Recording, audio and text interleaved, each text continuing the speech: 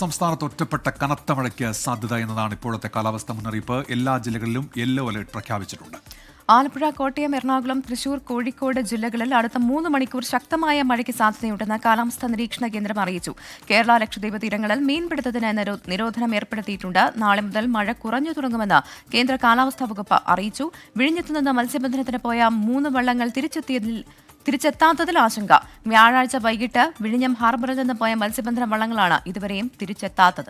വാർത്തയുടെ വിശദാംശങ്ങളുമായി ഇപ്പോൾ MG പ്രതീഷാണ് ചേരുന്നത് തിരുവനന്തപുരത്ത് നിന്ന്. പ്രതീഷ്, നിലവിൽ എന്തൊക്കെയാണ് സംസ്ഥാനത്തെ കാലാവസ്ഥാ മുന്നറിയിപ്പുകൾ? വിവരങ്ങൾ പ്രതീഷ്.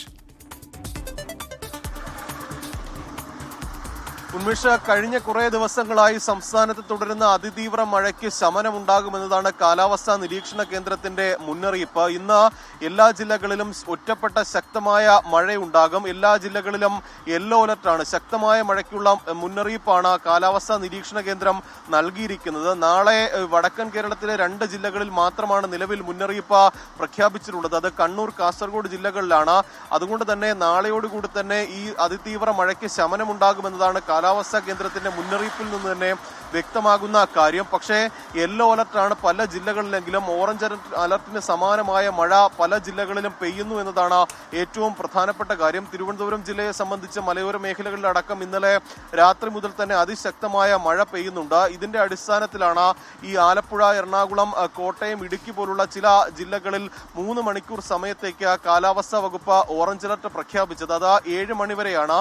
ഇന്ന് രാവിലെയോടുകൂടി തന്നെ പുതിയ മഴ മുന്നറിയിപ്പ് വരും. അതിൽ നിലവിലെ മുന്നറിയിപ്പിൽ മാറ്റങ്ങൾ ഉണ്ടാകാനുള്ള ഒരു സാധ്യതയാണ് ഉള്ളത്. 50 കിലോമീറ്റർ വരെ വേഗതയിൽ ശക്തമായ കാറ്റ് ഇപ്പോഴും തുടരുമെന്നതാണ് കാലാവസ്ഥാ കേന്ദ്രം അറിയിച്ചിരിക്കുന്നത്. അതുകൊണ്ട് തന്നെ യെല്ലോ അലർട്ട് ആണെങ്കിലും അതീവ ജാഗ്രത ജനങ്ങൾ പാലിക്കണമെന്ന നിർദ്ദേശമുണ്ട്.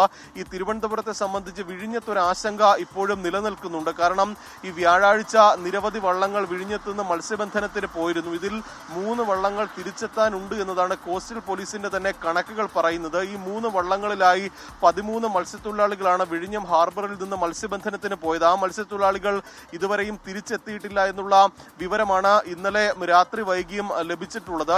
ഇവർക്കായി കോസ്റ്റൽ പോലീസിന്റെയും കോസ്റ്റ് ഗാർഡിന്റെയും ഒക്കെ തന്നെ തിരച്ചിൽ തീരമേഖലകളിൽ നടക്കുന്നുണ്ട്. പക്ഷേ പ്രതികൂല കാലാവസ്ഥയാണ് ഈ തിരച്ചിലിന് തടസ്സമായി നിൽക്കുന്നത്. അതിശക്തമായ തിരമാലകൾ തീരത്തേക്ക് ആഞ്ഞടിക്കുന്നുണ്ട്. നേരത്തെ ഒരു വള്ളം അപകടത്തിൽപ്പെട്ട ഒരു മത്സ്യത്തൊഴിലാളി ഇന്നലെ മരിച്ചിരുന്നു. ഇതിൽ ഒരാളെ കാണാതായിട്ടുണ്ട്. അദ്ദേഹത്തെക്കുറിച്ചും ഇതുവരെയും വിവരം ലഭിച്ചിട്ടില്ല. MG പ്രതീഷാണ് വിവരങ്ങൾ നൽകിയത്. ഇനി കൊച്ചിയിലേക്കാണ് നിതിൻ അംബുജൻ ചേരുന്നുണ്ട്. നിതിൻ, കൊച്ചിയിൽ ഇന്നലെ രാത്രി മുതൽ ശക്തമായ മഴയാണ് പെയ്യുന്നത്. ഇന്ന് യെല്ലോ അലേർട്ട് ആണെങ്കിൽ പോലും രാവിലെ മുതൽ ശക്തമായ മഴ പെയ്യുന്നുണ്ട്. എങ്ങനെയാണ് ജില്ലയിലെ അവസ്ഥ? ഒപ്പം എത്രത്തോളം നാശനഷ്ടങ്ങൾ റിപ്പോർട്ട് ചെയ്യപ്പെടുന്നുണ്ട്? മറ്റു വിവരങ്ങളും എങ്ങനെ?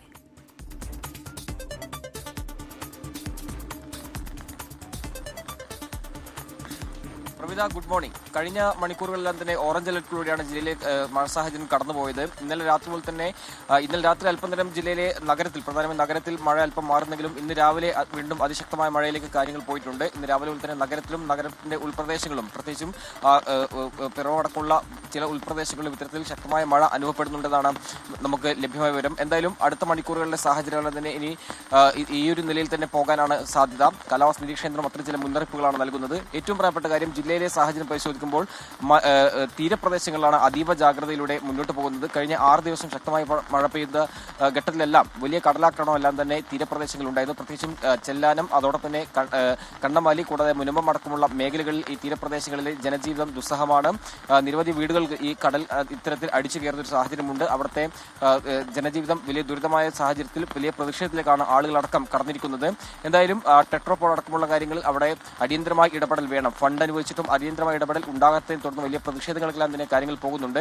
ഈ മേഖലയിലാണ് പ്രത്യേകിച്ചും ജാഗ്രത പാലിക്കേണ്ടെന്ന ഒരു നിർദ്ദേശമാണ് ജില്ലാ ഭരണകൂടം നൽകിയിരിക്കുന്നത്. അതോടൊപ്പം തന്നെ ജില്ലയിലെ മലയോര പ്രദേശങ്ങൾ, പ്രത്യേകിച്ചും ഇന്നലെ മൂവാറ്റുപുഴയാറിലെല്ലാം തന്നെ ജലനിരപ്പ് ഉയരുന്ന സാഹചര്യം ഉണ്ടായിരുന്നു. പക്ഷേ പിന്നീട് ക്രമാതീതമായി നിയന്ത്രിക്കാൻ കഴിഞ്ഞു.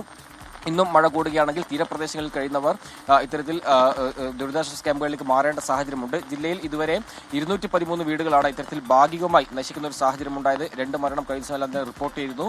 അതോടൊപ്പം തന്നെ ചെറായിലും കുമ്പളത്തും വള്ളം മറിഞ്ഞ് 2 പേരെ കാണാതായ ഒരു സാഹചര്യം ഉണ്ടായിരുന്നു. ഇവർക്ക് വേണ്ടിയുള്ള തിരച്ചിൽ ഇപ്പോഴും തുടരുന്നതെന്നാണ് മനസ്സിലാക്കാൻ സാധിക്കുന്നത്. എന്തായാലും നഗരത്തിൽ ഇപ്പോഴും മഴ ശക്തമായി തന്നെ തുടരുകയാണ്. ശരി, നിതിൻ അംബുജനാണ് കൊച്ചിയിൽ നിന്നുള്ള വിവരങ്ങൾ നൽകിയത്. AV ജയശങ്കർ പത്തനംതിട്ടയിൽ നിന്ന് ചേരുന്നുണ്ട് ഇപ്പോൾ. Jaishankar, good morning. എങ്ങനെയാണ് നിലവിൽ പത്തനംതിട്ട ജില്ലയിലെ മഴ സാഹചര്യം, രാവിലെ മഴയുണ്ടോ ജില്ലയിൽ? ജയശങ്കർ.